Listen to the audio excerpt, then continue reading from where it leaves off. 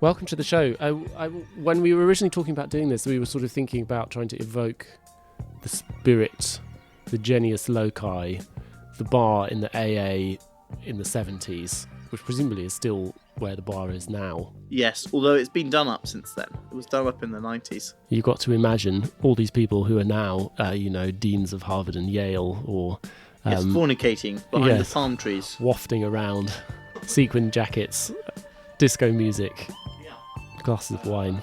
Yeah, lots of hippies probably. Yeah, a certain amount of that. Although there were an enormous number of cool things happening, I think there was an enormous number of silly things happening as well. What we're driving towards is that this is a podcast about buildings and cities. I'm George Kinchell. I'm Luke Jones, and we are talking about Zaha Hadid. This is a subject that we had planned to do before we even started recording episodes, before we put any out.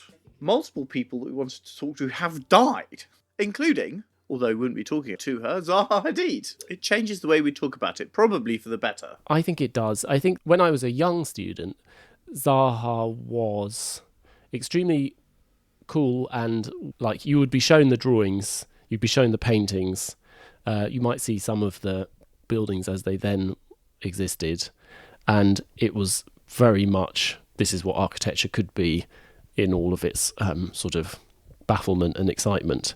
Somehow this was the quintessence of architecture, as we were being taught it, and a quintessence that was unapproachable and seemingly slightly out of touch. But then that was sort of at the start, and then as you sort of start to become to acquire a bit of a consciousness, she then became like the avatar of starchitect malaise globally.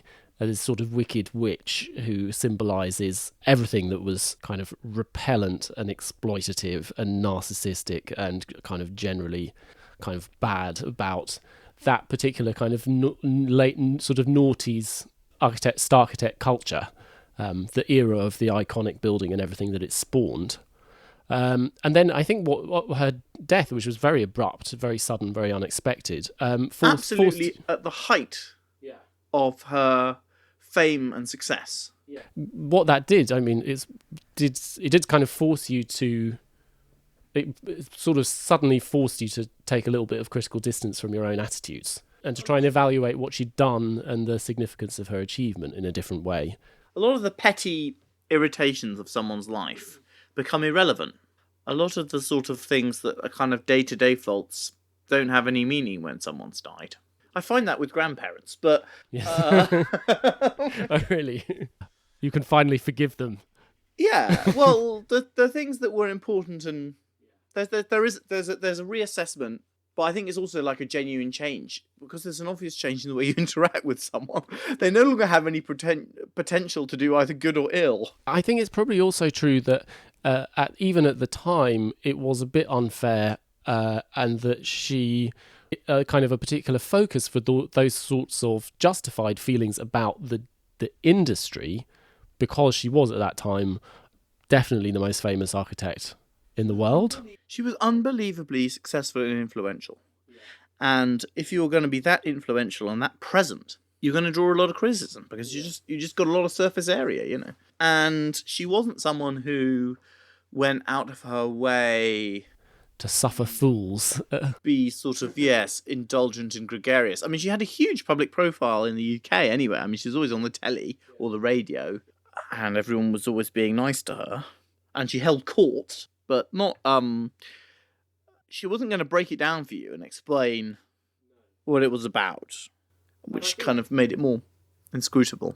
I think her reputation while alive probably also had a bit to do with gender. The sins of women are always a little bit less forgivable, aren't they? And she was, I think, preeminently the first woman architect to achieve that kind of status without, or kind of distinct from, any kind of equal partner. When we were looking at it, I would say it was important in that even in the early noughties, she was looked at as a woman architect. Possibly that was less of a hindrance then.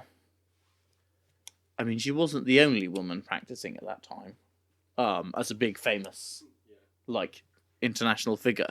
Whereas I would say in the 1980s or 1990s, I think it would have been very much more unusual, and It was very much a boys' club kind of. she definitely was not treated, even then, the way that she would have been if she was a man. So, I mean, I think that that's important to say because I feel like really her heyday was the noughties. That was when an incredible amount of work was being built.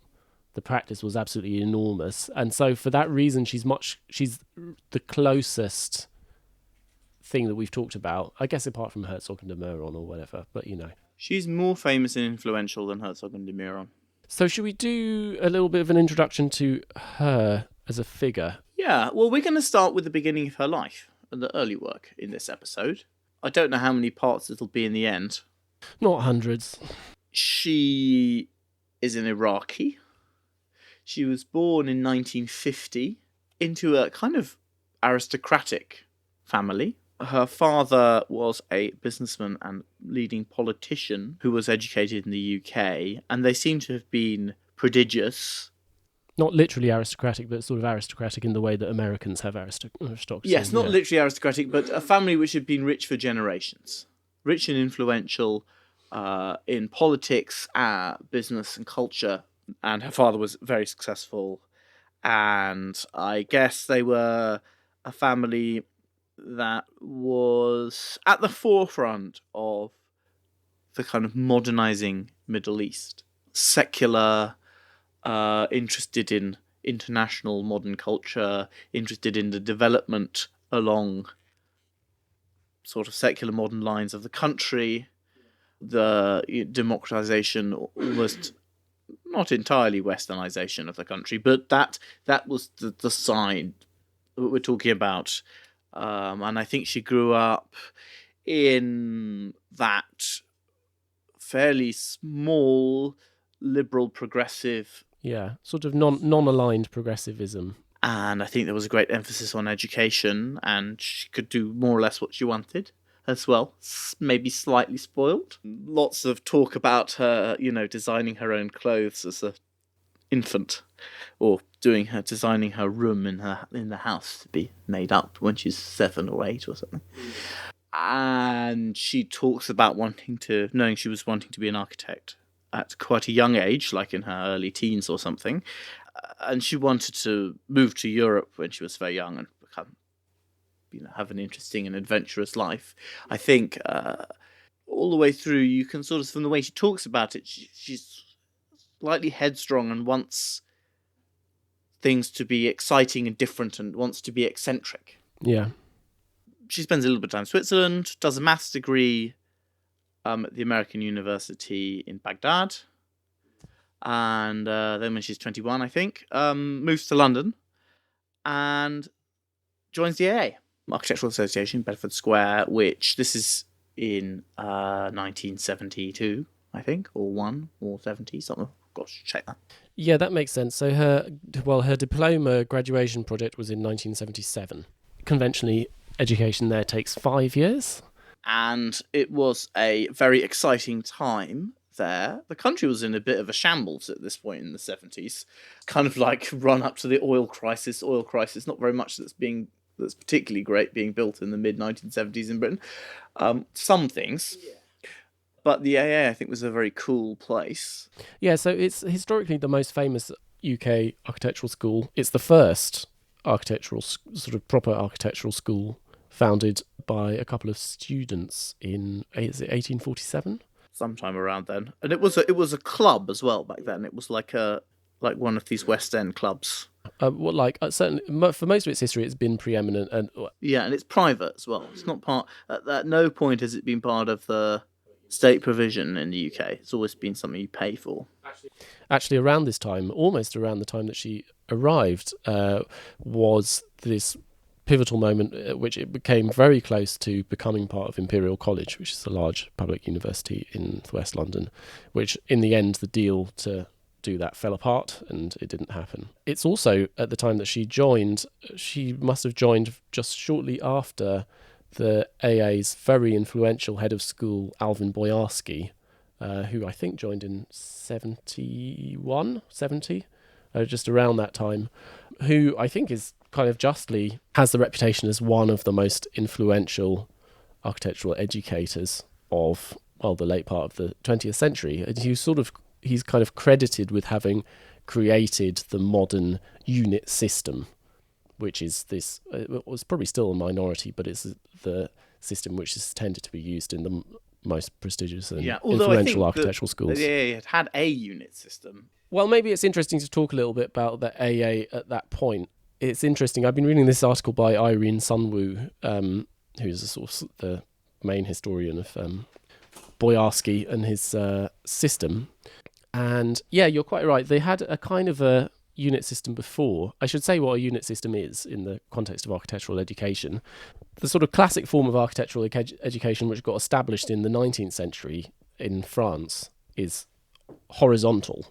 Like, you go through different years, 1, 2, 3, 4, 5, and you kind of gradually, as you gradually advance in understanding and kind of awareness and sort of disciplinary savoir-faire. And literally technical abilities as well. You kind of move up through gradually more challenging and larger briefs. And that's broadly the structure.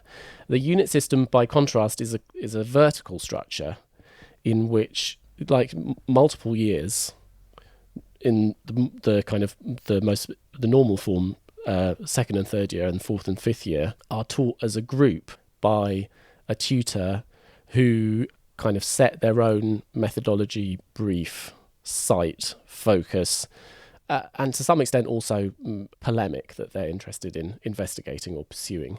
The article is worth looking up because it's quite interesting how that evolves.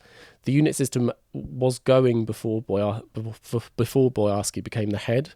It had to come in as a way of kind of democratizing education a little bit, giving students more choice.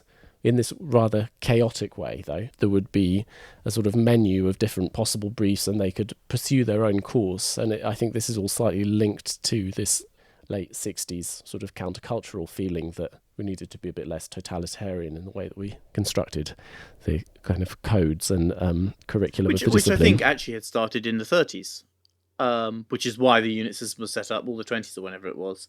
Because even then, the idea was we should liberalise and not have this completely prescriptive. In its previous incarnation, it sounds like it was quite kind of enjoyably chaotic. Like Elia Zengelis, who's becomes Rem Koolhaas's collaborator, had a unit there, and during the unit system before Boyarsky came in, at one point his unit had 200 students enrolled in it because they were just allowed to go in whichever they could, and they could change any time as well. Second to fourth year, you could just move from unit to unit whenever you felt like it, and they kept accumulating. That sounds quite cool. Yeah. At the beginning of his time, Boyarsky's time, it was pretty chaotic. I don't know how much of it's truth and legend, but you hear a lot of stories about extraordinary goings on, fairly wild and hedonistic. At the same time, there were also the sorts of things that were going on were, I mean, I guess they're strains that are in architectural education now. You've got people going off, setting up Hook Park, which is a sort of farm workshop in the West Country. Yeah. And that was kind of set up by a kind of hippie strain within, who are going to be like back to land nature, techno nature, woodland ecologist.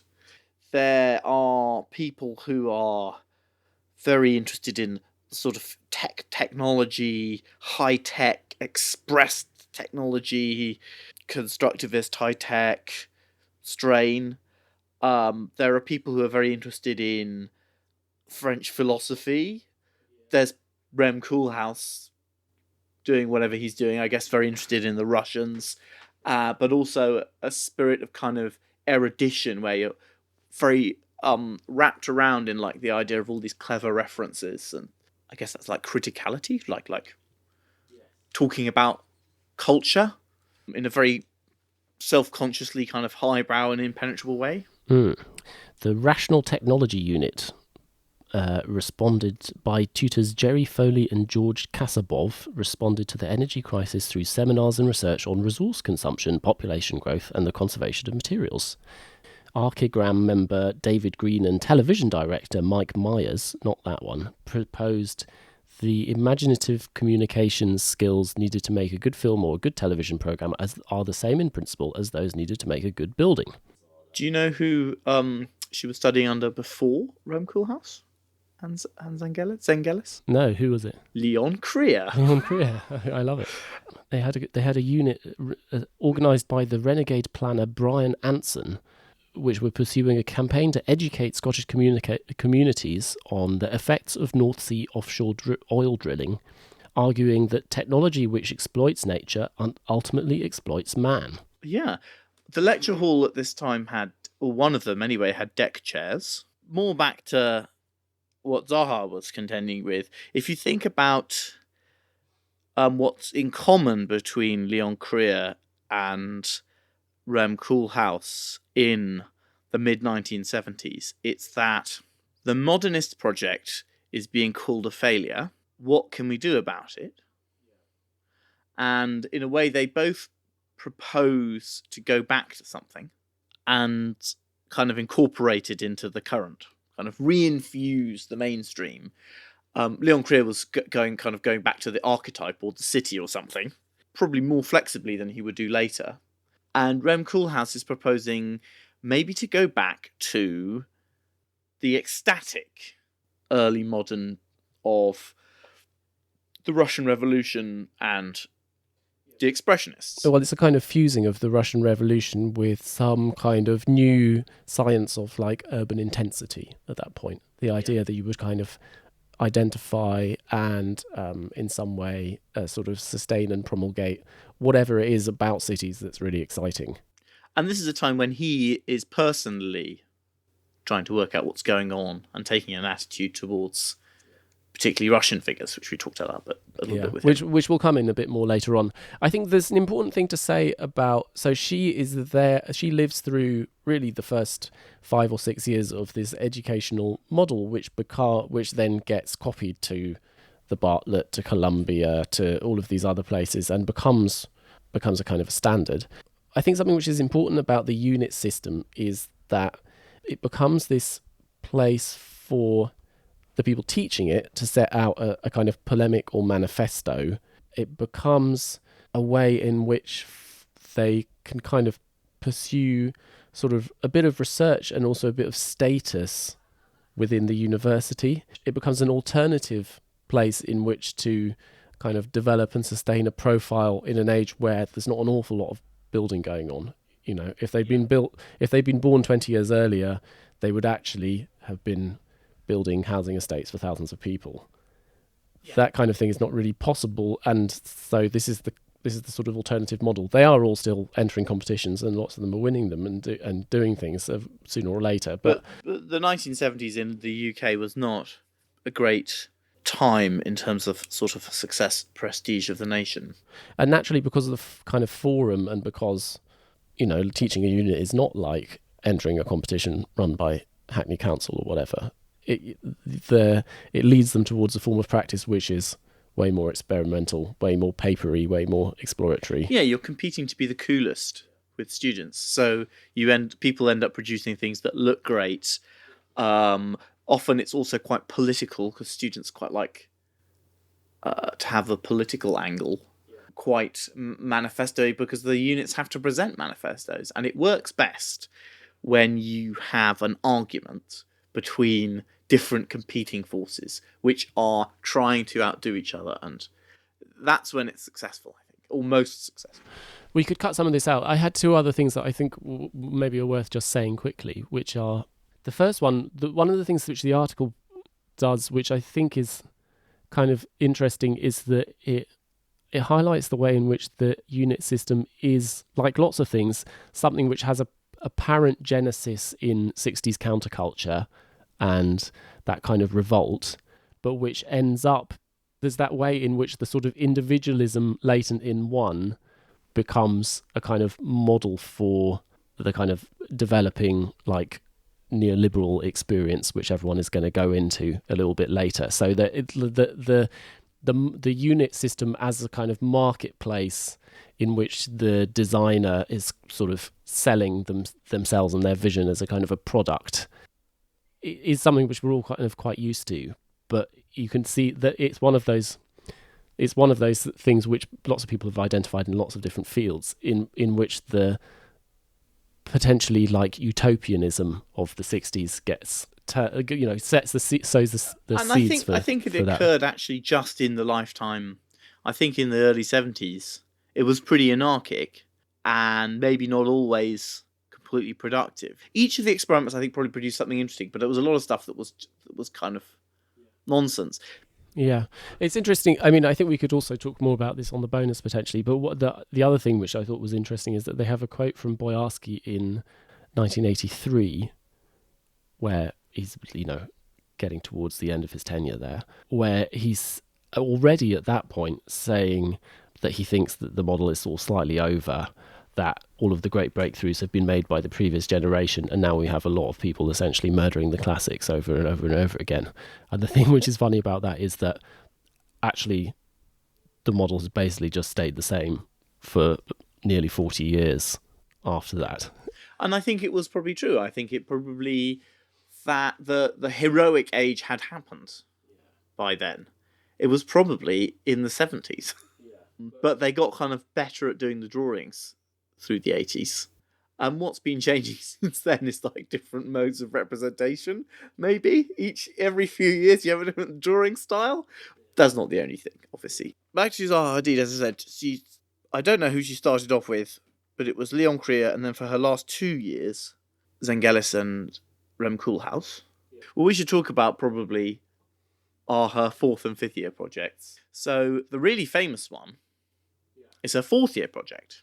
She is introduced by Rem Koolhaas to the Supremacists, which are one of the groups in the Russian Revolution. Well, they're going on a bit earlier, like so. Oh yeah, sorry. Yeah. The greater cultural Russian Revolution isn't something that occurs.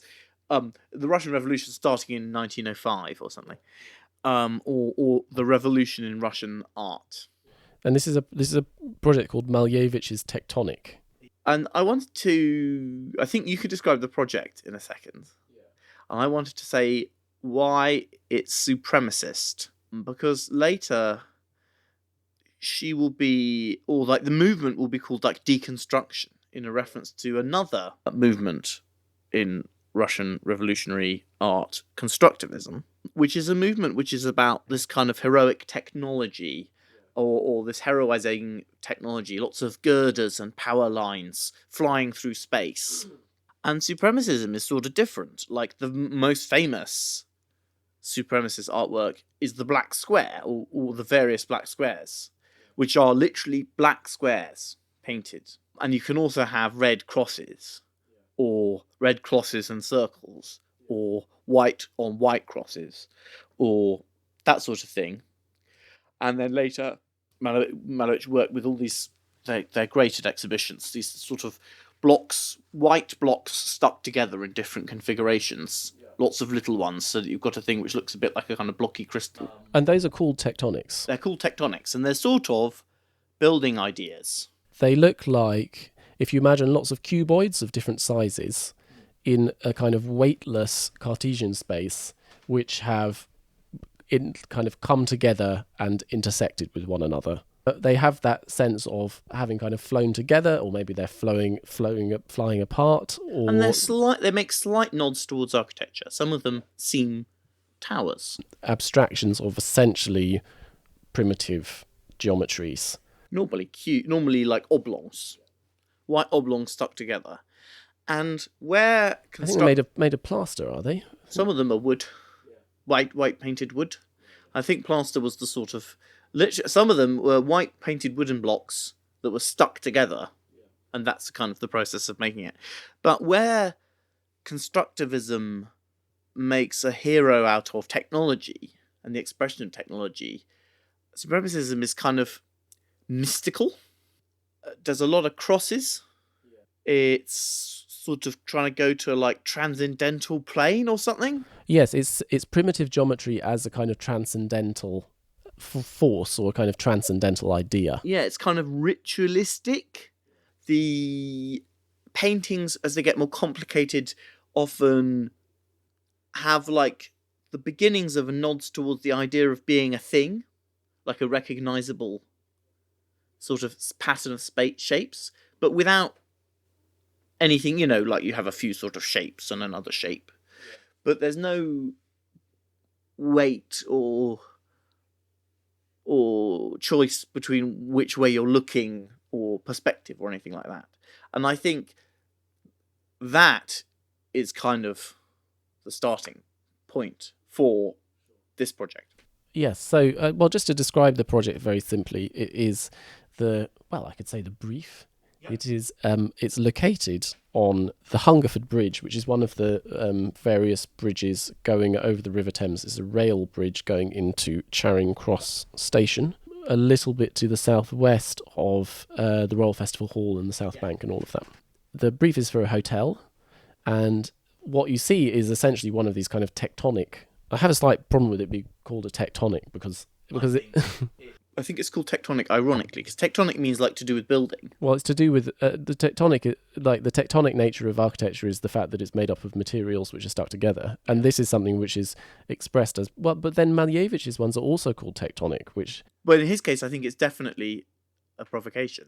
Maybe I think that they should be. I think they should be called plastic with a K, because actually they are plastic. Well, I think he calls his tectonics because that's not what they were. Yeah. Because they were kind of magic. I think this is maybe. I think in the case of this project, it's just an appropriation. But so it's an inhabited bridge, and the project is. The first representation of it that you're shown is of it in plan, and the most famous depiction of it is an early painting which shows plan of it, the river as this kind of curving, very abstract, flat blue thing, and you see an axonometric depiction of the hotel, this kind of complex block made up all of these intersecting cuboids with no signs of kind of inhabitation or human scale at all. They're totally blank cuboids. And then also you sort of see various other representations of the building which are kind of haphazardly scattered, but in a quite recognisably sort of suprematist sort of composition around. You've got a plan, you've got like a pure silhouette of it in plan. Yeah, so the way in which it's represented is that you see it as a pure form sitting on its site, which is for the most part very abstractly represented as well. There is also, it's worth saying, she did actually also produce a complete set of elevations, plans of all the floors, how the hotels fit together, and it's a kind of, in 3 dimensions, is one of these, it's kind of long and made of oblongs stuck together. In elevation, one of them is like a glass curtain facade, and there's some columns and things, and there's bits which are rooms and there's bits which are this and that. But it's a project which is generated around this painting, not like a supremacist image, in that it is a city plan, which is recognisable, you can tell where it is, and then has drawn on it these shapes, which are like abstract art shapes. But the way in which the forms are sort of scattered, and the way in which also they play with this language of fragmentation, which you have in both the... Yeah, if you think of the painting, I wasn't talking about her proposal, I was talking about the painting as a whole, most of which is just that bit of London. But shown in very, very abstract. I mean, I'm looking at the painting now. I'm not sure that a non-architect would know what this is. Really, the only tell is the fact that the silhouette of the river has a sort of slightly wavy edge. Otherwise, it's bisected by this kind of white kind of stripe, which is completely abstract, which represents the railway, although you wouldn't know that unless you knew the site. And then what you have is this whole series of different representations of the project as this kind of assemblage of little rectangles and squares and things which are scattered all over. And down towards the bottom corner, they've kind of fallen apart like a kind of Lego construction which has fallen to bits. Yeah, and it looks like also it's something that moves. It feels like it could be a boat or something. And you also have another thing which she's doing all the way through, which is it's composed of kind of separations, as if you got one plan and you separated it from another and moved that somewhere else. But not so much the separation in terms of like architectural section, but literally of like a colour separation, one bit's just red, one bit's the black layer, one bit's the stuff on top.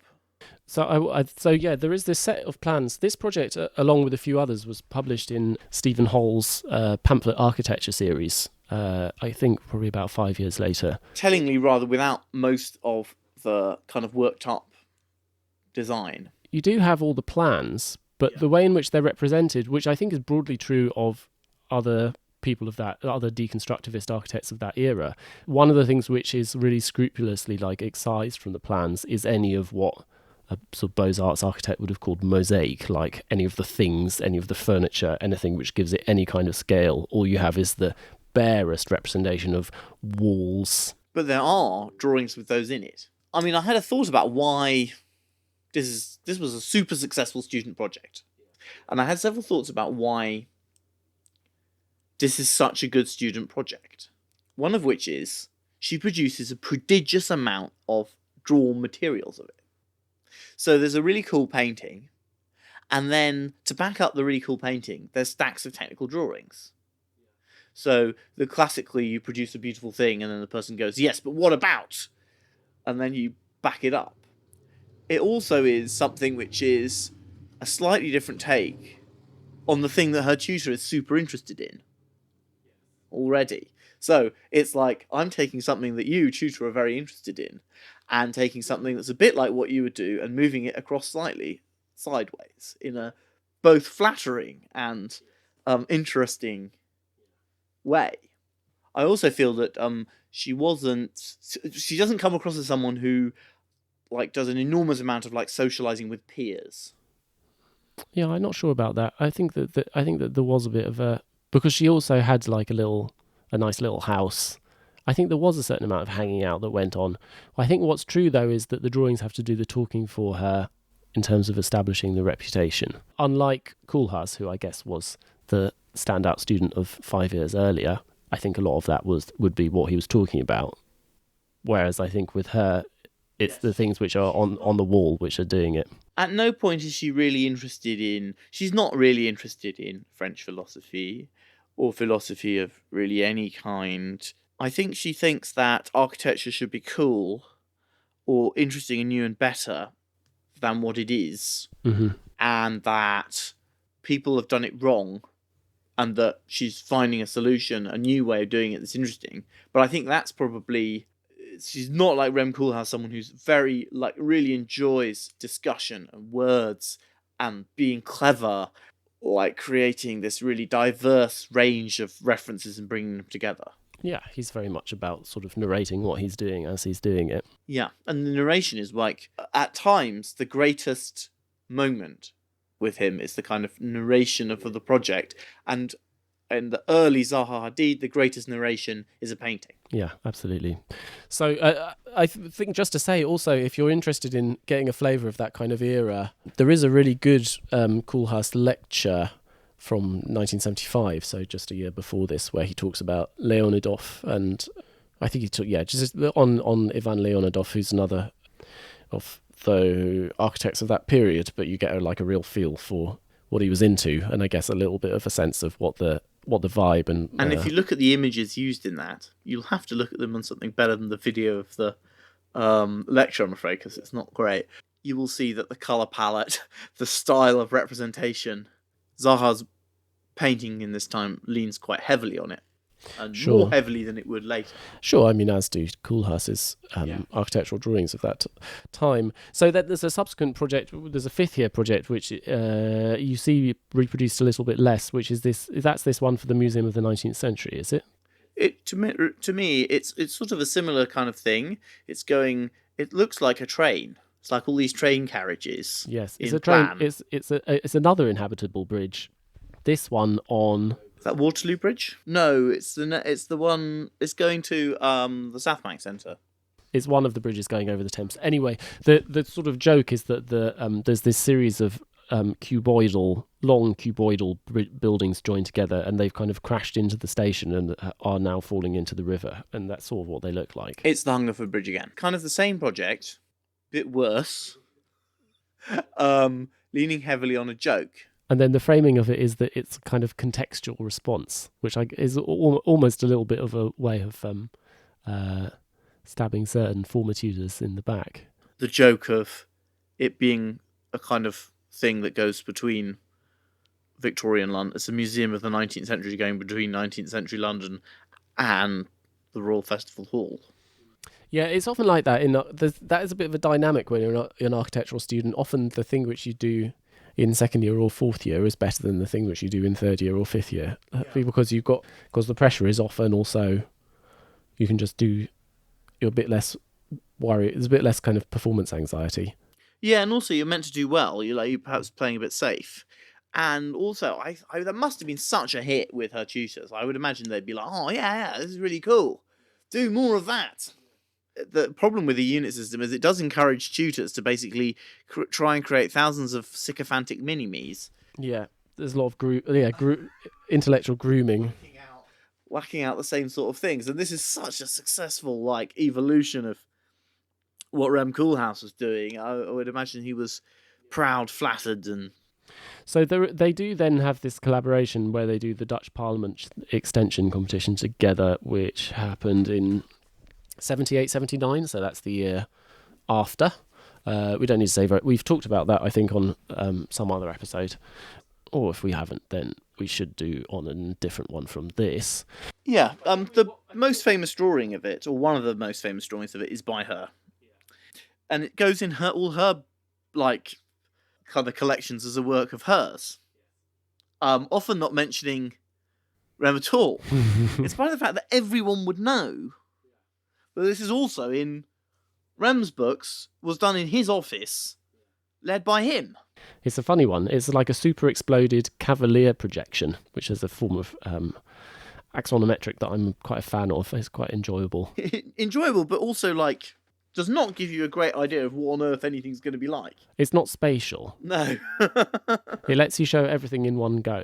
If you show something from its short end, if you show a very long thing from its short end, the effect of it gets weirder and weirder the longer it is, and they've chosen deliberately to show a very, very long thing from its short end, with the effect that it's all kind of skewed over and looking very bizarre. And then also literally extended lines like ad infinitum. They've just changed and then kind of exploded the project to make it even more like that.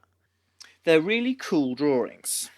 Should we say something? So late 70s, and then through basically all of the 80s, she then settles into a particular form of practice where, there's particular things about it. She carries on doing paintings.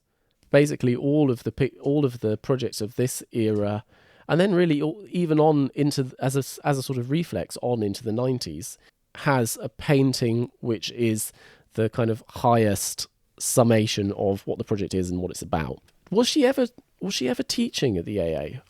She taught through the entire... She took over Rem's Unit 9, I think in 1979, and taught it for 10 years. Who was she teaching with? Was she teaching with Zengelis? Or was she... And she had a little office. She got a little studio for herself. This is very much part of the mythology. She had a little studio in a school building in Clerkenwell, which she maintained all the way through the period, and eventually took over the whole of that building to become her massive office much later on when she was successful. And she had her little muse house near Hyde Park, which I think she'd had since she was a student. Yeah, I think that it's sort of important that, not a thing to particularly overstress, but I don't think she ever really had to worry about money, and I think that enabled her to take up adopt a particular form of life. Now, quite a lot of people will teach and run a practice. I think she could afford to subsidise that practice a little bit. Later on, there'd be various ways that the practice made money and money to pay people. I don't think she could have subsidised loads of people. One of those ways was selling paintings. So that in that period, famous architects were selling these kind of statement paintings and drawings to... It's kind of like the last great flourishing of handmade architectural representation. It's before computers become significant. And the style of representation become quite abstract. So they're just making these really cool sorts of drawings. But this is sort of in the same period as Aldo Rossi doing all of those collages that we previously talked about. And Rem's doing a spot of that too, and Liebeskin's doing it too. Yeah, so there's this period when she's teaching, picking up good, student stuff, doing competitions, making paintings, which builds her name in the architectural establishment. I think we should talk about the evolution of those paintings. So if we were to single out like a few statement projects, I think the very first project she does as an independent office is a key one in terms of the development, which is a competition that we've talked about with Rem Koolhaas, certainly. I don't know if we talked about it with Rossi, which is the Irish Prime Minister's Residence competition. yeah. So shall we say the brief, if we just describe the brief for it, the brief is for two linked buildings, a house for the Taoiseach, the Irish Prime Minister, and a guest house for, honoured foreign dignitaries of various kinds to come and stay in. And the brief is that they're two separate buildings and they have to be linked by a road and a covered walkway. Shall I just sort of describe a little bit what this drawing is like? This is one of the most famous of the paintings. On site, there's already a rectangular walled garden. Yeah, there's like a little Georgian, I think, building knocking around. Her approach is basically to take the site as a whole and to create... Well, you were describing it as kind of like a Kandinsky painting. It's this sort of geometric collage made up of the rectangle or near rectangle of the walled garden, but which has also been a little bit, I think, extended and partially infilled, and a triangle, which is kind of flying into that rectangle and... Yeah, red wedge breaks. Black rectangle. Yeah. And then there's also this sort of flying curve, which... like flies from the extreme outside of the composition and then curves through almost the center point of the triangle before shooting out of its bottom corner, which is the road. And then sort of further over, there's also there's a sort of another composition which is anchored to that vector, which is made up of two sort of hard to describe, like long fragmenty things. They look like bits torn off the edge of a sheet of paper or something like that. One's a wiggly wedge, like a wiggly doorstop, where the hypotenuse is being bent. And the other one is like... It's more like a knife shape or something. Yeah, like the shape of a chef's knife with the tip cut off. They've collided, they're intersecting. And there's a little funny other rectangle, which is actually a tennis court that seems to have had something very weird done to it. Yes, slightly distorted. So the Prime Minister's house itself is those two long, thin, intersecting shapes, which are on the kind of approach road. And then I think, as with the OMA proposal, the rectangular walled garden is used for the guest accommodation, which is opening out onto it. I mean, there's all sorts going on. The geometries are incredibly abstract and difficult to read as related to human scale, certainly in the main representation of it. Yeah, I mean, actually, the one in pamphlet architecture are all slightly more legible and technical than the main competition images throughout these things, because pamphlet architecture was printed in black and white. In the paintings, there's no representation of the site at all. The roads are swooshy white lines with a bit of a drop shadow on them. So the site is a completely even mid-grey ground, which is not the colour of Ireland. Everyone knows it's green. And the perspective is that you are like God, basically. You're standing on the surface of the sun and you're seeing the like 1 point perspective from directly above the whole proposal. And most of it doesn't have any roofs. The walls are sort of made of funny textures. Like there's a kind of leopard printy, but it's not quite that wacky texture for the brick wall of the wibbly wobbly wall of the Taoiseach's house. And then there really are bits where it's just in the top right hand corner, there's like a yellow line with a load of other lines coming off it. There's a load of oblongs. There's like some blue circles. You know, there's stuff that really is kind of slightly three-dimensionalized bits of Kandinsky painting. That's a car park. Yes, but it's not a car park as anyone has ever seen one. Yeah, what are your thoughts about this image as opposed to the ones that we've seen before, and as a method of architectural representation? Well, there's an important thing that she's like broken away from Koolhaas by adopting the perspective.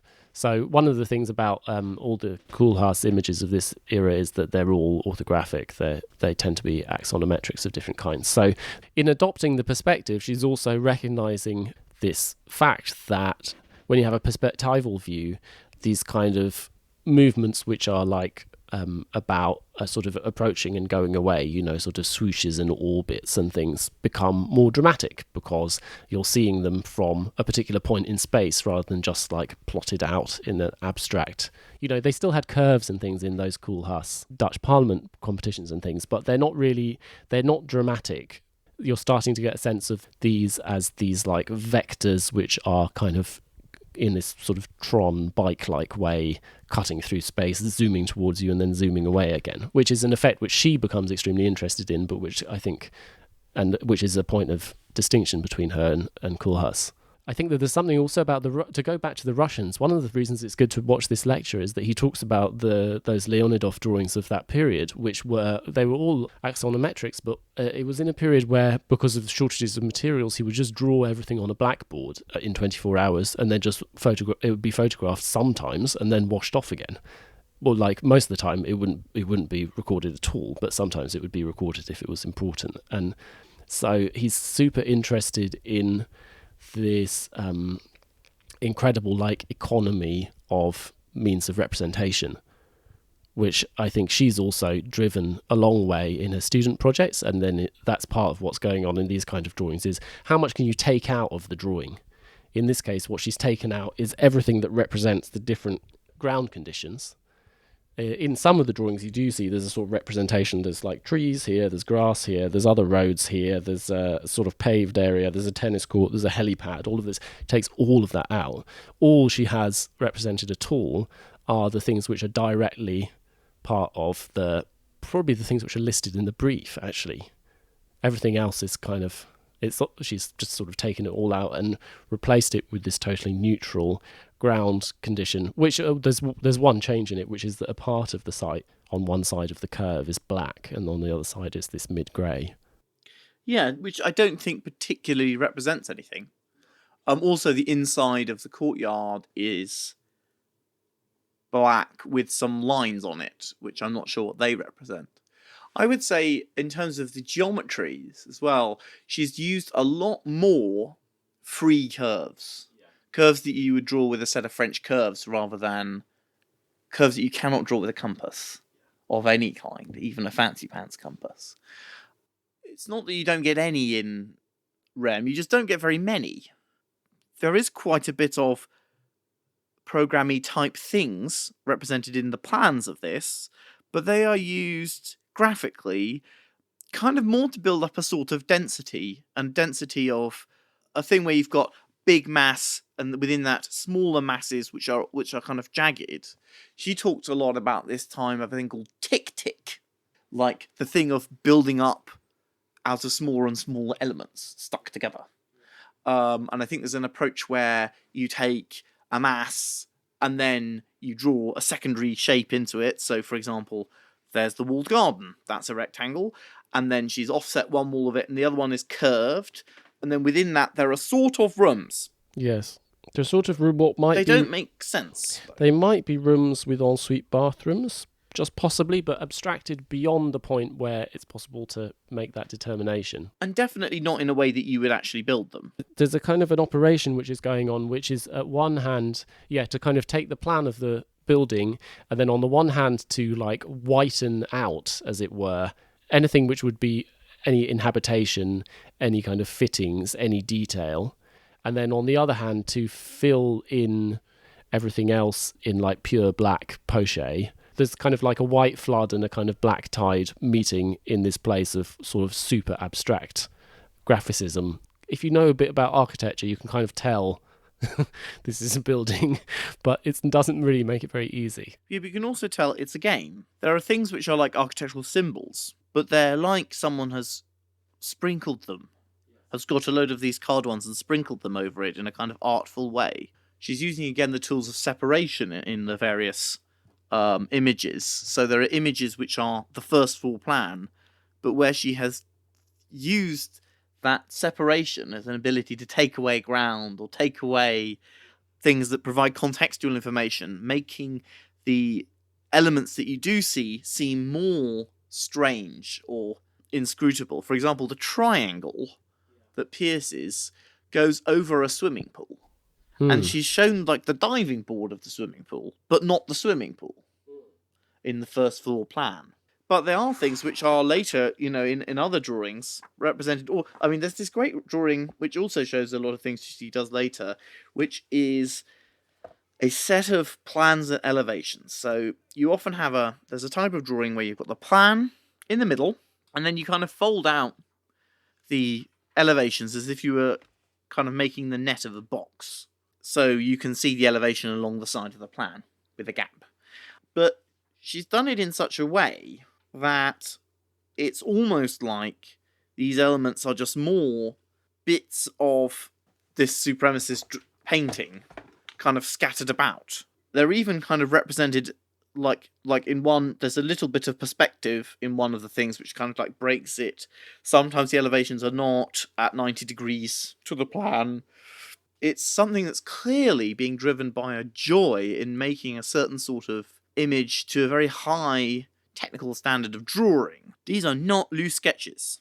These are drawings which are prepared using the technology of kind of like superfine mechanical drawings, but then using that language to draw perhaps like those constructivist drawings of sort of power lines and things taken from technical drawing. And then the paintings are sort of a further level of abstraction, which are like techniques of the construction of the perspective, it feels like to me. Like in places, it kind of dissolves into the construction lines. The lines that you use to make the shapes that are not normally included, for example, in the corner where we're drawing the car part. In places that she's rendered in elevation, but then the roof and internal walls have disappeared, and you see the internal wall in another place. Or in the guest house, actually, all of the internal guest suites are just rendered as black. Yes, but black at the level of the internal ceiling. All to kind of create abstract, formal, what does that do? It makes it more like a primary sort of shape that you would get in a supremacist painting. There's something powerful about the image because, in rendering all of the walls and starting to give them colour and texture, she brings that element of it, makes it a little bit more evocative, makes it a little bit more real, and then other things which she's doing it push it towards abstraction. So it's got this really pronounced tension between those. So with the Malevich paintings, they could be microscopic, it could be space, it could just be rectangles, because it's just shapes. Here, this is a building. Definitely, these are components of buildings. There's doors, there's windows, but also it's been cut. Methods of architectural drawing, like a single floor has been left. Bits have been cut off. Where it projects flat. Things are represented with the flat colours, but in a perspective. There's things that you can recognise only from their architectural, kind of, as architectural symbols. So it's not at all a Malevich painting. It's a way of trying to trying to combine, or trying to turn a Malevich painting into an architectural drawing, and kind of going some part of the way of hybridizing these two things, chimerically, bringing them together. And I think for a long time we're going to see different approaches to try and combine this painting approach with bits of architectural representation, and there are different ways in which they can be combined. There's things I've heard from her a few times, which I think are quite telling, and I think are kind of true, which is that she said in an interview quite late in life, maybe in future buildings will just be able to float without contact, as in a thing will just not have to touch anything. And in an early one she said, I don't know, I didn't at that time know anything about structures, I just wanted the buildings to float. I think when she said she wants the buildings to float, she literally would like them to hang in air, not so much in defiance of gravity, but as though gravity or that sort of sense of physical force did not exist. That they should be scattered. Independence of gravitational forces. That what would make it cool is that it no longer had to worry about the irritations. Just exists in space. Which is what the Tectonics do. And I can imagine that being a moment of sort of breakthrough or identification of what she's about. It's almost as if she regards the diagnosis of the failure of modernism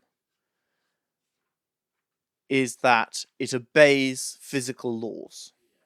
It exists in a physical world where it obeys like gravity, but I think gravity's not the only problem. I think also like the solidity of mass, the Euclidean nature of geometry are really the things that brought modernism down, and if we only escape them, we'll be fine. I think as a character, she's very different to a number of the other people we've spoken about. We have a bias on this podcast towards talking about people who say interesting things, because it's very easy to talk about people talking. Podcasting is a medium which is suitable for discussion. I think she's not interested in that very much. When you listen to her lectures talking about this stuff, she kind of just describes the buildings and what she was doing. I was working, I went into the office and this funny thing happened. Here's a drawing, here's where the bathroom is, this is a swimming pool. Confronted with this sort of mad exploding painting. Like where Rem Koolhaas would say, like, here's an erudite, like, obscure reference from history, I'm combining it with some ethnographic detail, here's a cool kind of method, here's a photograph of a murder. And it's all sort of contained in this kind of gonzo journalism posture. Yeah. Aren't I cool? Yeah. I think the thing that's interesting is making this image.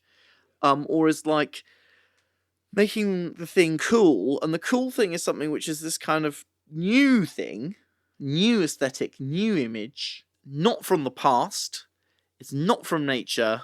That's what she'd like the great thing about modernism is it's not from nature, and it's not from the past. She's not interested in like how modernism is like Doric temples. It's like new, and it's different, and the way in which it's different from nature is it's kind of impossible, but still a representation of things. Yeah, it's pure thought and pure artifice. It's an invention. I think that's kind of the ethic. Hello listeners, it is Editor Matt here, just with a very quick note to say.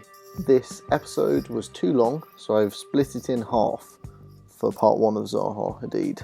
In the second half of this episode, which I'll upload in the next couple of days, we will be discussing the competition to design the Peak Leisure Club in Hong Kong.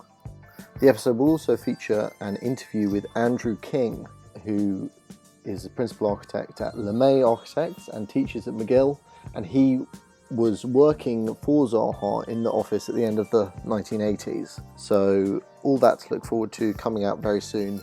I hope you're all staying safe.